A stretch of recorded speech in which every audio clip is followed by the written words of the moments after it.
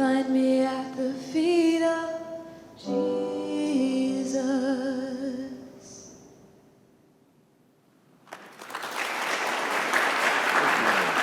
My name is Cole Pica. I'm also a senior, and I'm also part of the CCM Servant Leadership team. And I am so humbled that T asked me to kind of give a little introduction to him before his talk, because this is a man who has meant so much to me and so much to our ministry and this campus, in all seriousness. T serves as the Director of Catholic Life and Advisor to Catholic Campus Ministry. He loves serving God through working alongside university students, whether that be sharing scripture at coffee meetings or cooking for them whenever he can. When T's not on campus, you can find him spending quality time with his kids, with his wife and 2 kids. And I may embarrass him a little bit. He wrote that, and that's all he wrote, because that's the type of man that he is. He would never talk about himself in any other way, and that's why I can. So I'm happy that I'm up here. At least I could speak for myself. I've been meeting with T for about 3 years now. We have one-on-one discipleship meetings, and what he has done for me as a person, both in my faith life, but as an individual, is just, I can't even explain how he's helped me grow as a person, and he's helped me get through some really tough times in my own life, some really great times in my own life.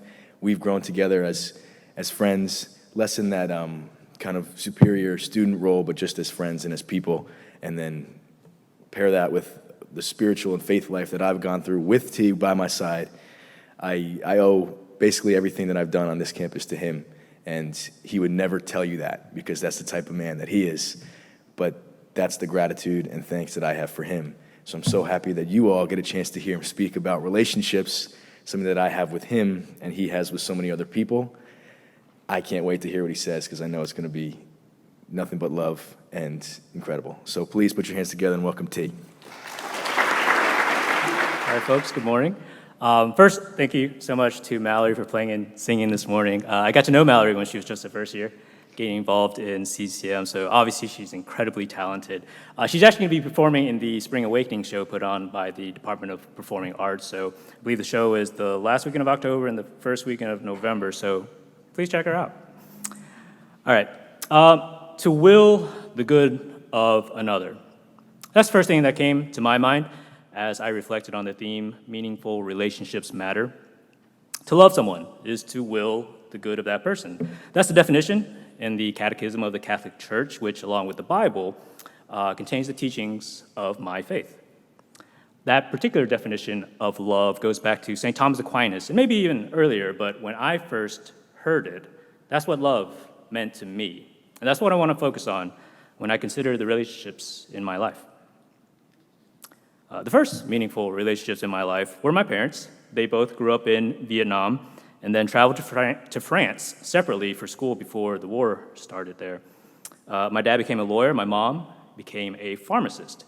And they met each other in Paris and gave birth to my 3 siblings and me. So fun fact, I was actually born in a suburb of Paris called Vincennes. Unfortunately, that didn't grant me French citizenship, and that's a whole other story about how I found that out, but we'll get to that at a different time. So let me talk a little bit about my dad. He was a pretty strict father as we were growing up, a strong disciplinarian, a little scary at times. Even though it was hard to see at times, he definitely willed the good of his children. He made the decision when we were all still really young to uproot the family and move to the United States. And because of the war that was going on in Vietnam and the fact that my grandparents actually had made it to the U.S., we were able to arrive here on refugee status. My dad strongly believed that we would have a better future here, even if that meant for him starting from scratch, personally and professionally. I was only 3 years old when we arrived, but I'm so thankful that he had the courage and foresight to have brought us here. It wasn't easy for my parents, especially my mom. She had to learn English. She had worked part-time and raised 4 kids all at the same time. We were on food stamps for a little while. I remember being in line with my mom at a food pantry to get food for our family. Other times we would be getting kerosene for a small heater for our house since we didn't have a working HVAC. But even through all those struggles, I don't remember not being happy because my mom and dad shielded us from all that. They loved us and willed our good. Now, the thing about willing the good of others is that it's a selfless act. My parents sacrificed for my siblings and me, not for some personal gain, but because they truly wanted what was best for us. And above all, I remember how my mom always encouraged me to pray because it was God, right, that got us through those tough times. And she's been an incredible role model for me. Her steadfastness in faith and prayer has always been amazing to me. And she had just this complete trust that God would provide for our family out of his great love. In addition, she told me that if I ever became successful here in this country, that I needed to look out for those that were still struggling. She taught me to will the good of others, and I am forever grateful for the foundation of faith that my parents laid down for me. All right, let me move into my relationship with God, who is actually the most important relationship in my life.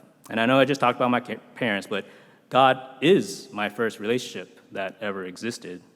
In the Bible, in Jeremiah 1:5, God says, "Before I formed you in the womb, I knew you." God has always been there for me in my life. I remember my first year as an undergrad at UNC Chapel Hill. First off, I was super excited to be going to the same school where Michael Jordan went. And I remember during orientation weekend, it was an orientation event during move-in weekend, and it pubbed that if we went to said event, we would get the chance to meet Michael Jordan. So I was like, heck yeah. So of course I went, but when I got there, it was just a Michael Jordan cardboard cutout. So totally let down. I was pretty upset. I mean, most of you have probably seen the Pope Francis cutout that CCM has and puts out every so often, but I don't think we ever lead people to believe that Pope Francis is actually here on campus. Whatever. It wasn't easy for me as a shy kid to break out of my shell. Growing up in South Carolina, I was usually aware that I was the only Asian kid around. And it felt the same way in Chapel Hill, too. I often felt lonely. And the thing is, I never really wanted to go out to parties, but at the same time, I didn't want to be alone. So weekends were long, but I always looked forward to going to Mass on Sundays. It was the one place that I felt comfortable and that I felt that I belonged because God always welcomed me. And later on that year when I struggled with my grades, and granted, I was an A student before I got to college, so this was all like brand new to me, struggling with school. It was back at church that I found myself because I knew that's where I could be comforted. It's because God wills good for me. Even later in my life, when my wife and I went through 4 miscarriages, and honestly, I was pretty upset with God at that time. But one evening, it was actually during a CCM beach retreat, during adoration, when Jesus, God's only Son, who's truly present in our Eucharist, I felt Jesus welcoming me back. Like Jackie, who spoke at a Newman Lumen last year, I felt loved. To put it in a different perspective, Jesus knew how I was feeling because he knew what it was like to suffer. He loved me so much, he wanted my good so badly that he laid down his life for me on the cross, a truly selfless act. In John 15:13, Jesus says, "No one has greater love than this, but to lay down one's life for one's friends." I'll get back to this verse in a bit, but because of his love, my faith and the way I live my life today is all due to the meaningful relationship that I have with Jesus and the model that he set forth for me. So that takes me to my kids. I have 2 boys, Timothy, who is 12, and Patrick, who is 7. We're often told we can't comprehend how great God's love is for us, but when Timothy was born and I held him in my hands, knowing that I was completely responsible for his life, I think I was able to get a little bit of insight into the depths of God's love for us.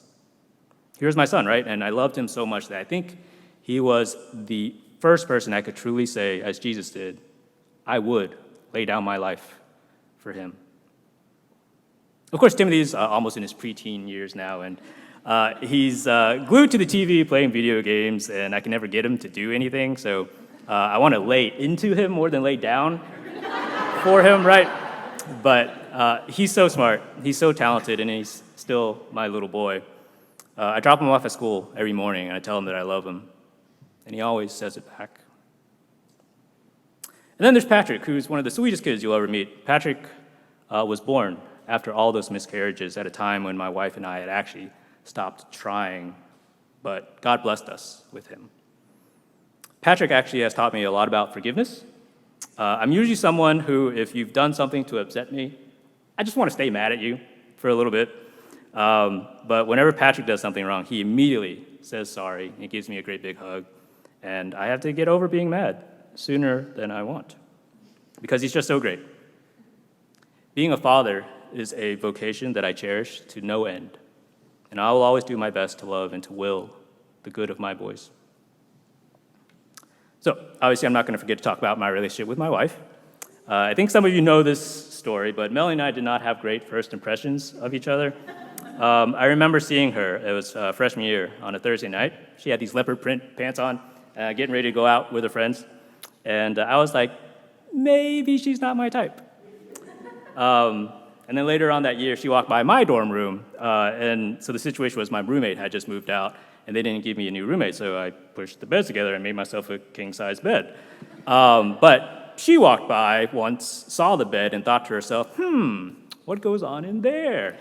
So, of course, those were wrong first impressions, and we eventually became friends. One thing that I'll always remember, our junior year, she had heard that I had gotten sick with a cold, so she stopped by my dorm room just to bring me some orange juice. You know, she willed me to be better. Another couple years later, we started dating, and eventually we got married.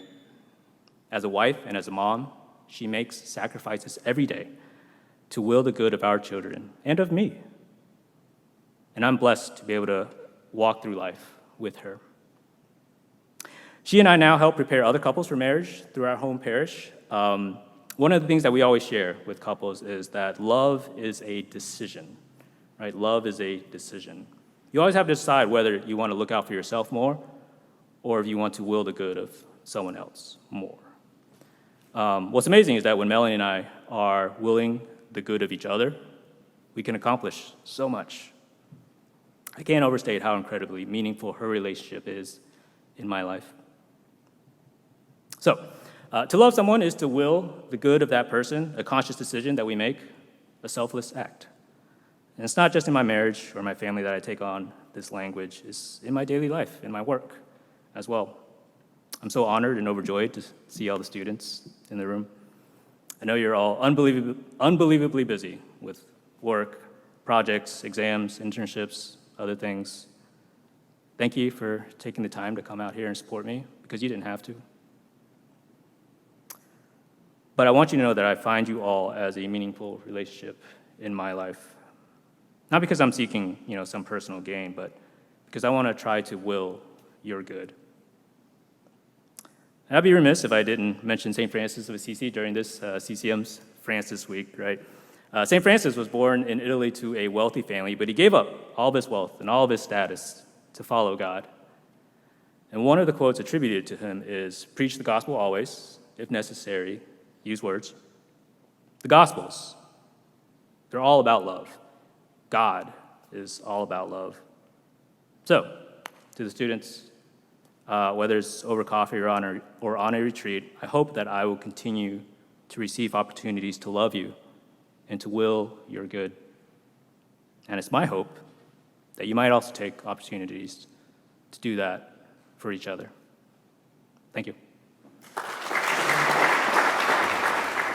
Tired but not hesitating.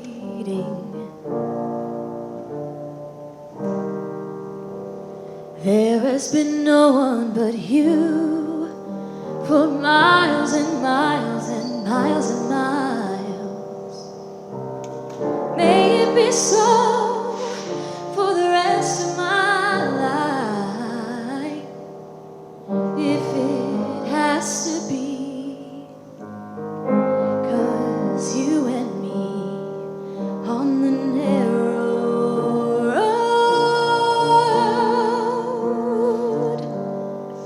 is more life than I can ever hope to find.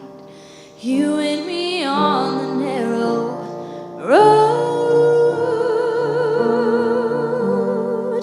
is more life than I can ever hope to find. To find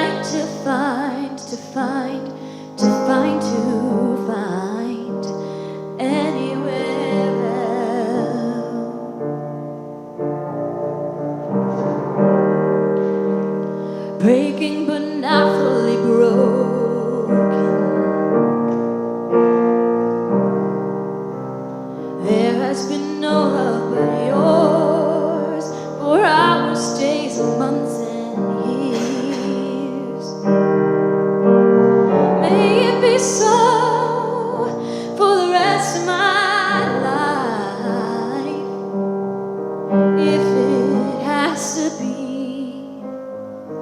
'Cause you and me on the narrow road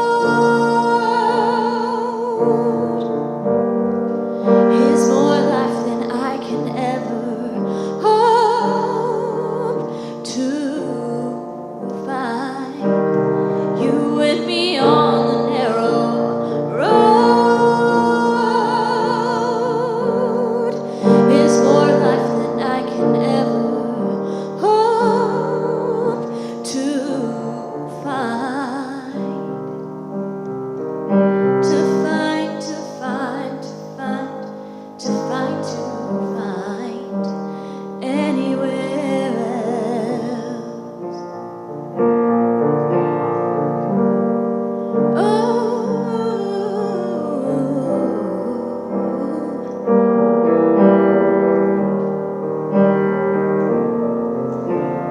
I'm not giving you up, not giving you up, not giving you up, no, never.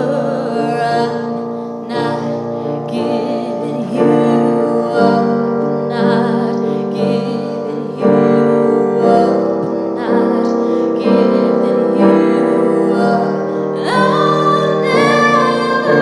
'Cause you don't give me up, no, you don't give me up, no, Lord. 'Cause you and me on the narrow road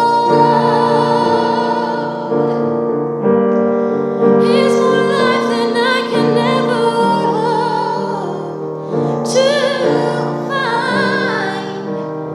You and me on the narrow road is more life than I can ever hope to find. To find, to find, to find, to find, to find anywhere else.